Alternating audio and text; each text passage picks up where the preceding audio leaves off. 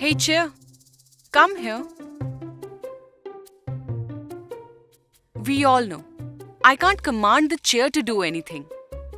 But I can command my car with a little help from Hyundai Bluelink that connects my many worlds. Now that's what's called going beyond mobility. All you need to do is sync your smartwatch with the Bluelink and you're all set.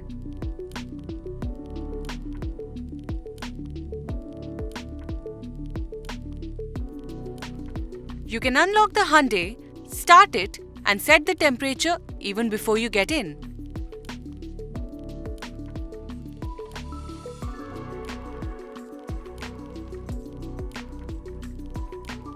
That's not all.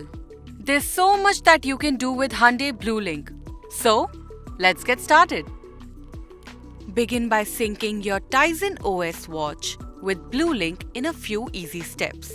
First, go to Samsung Galaxy Store in your phone. Now search for Hyundai Bluelink. Select Bluelink and install.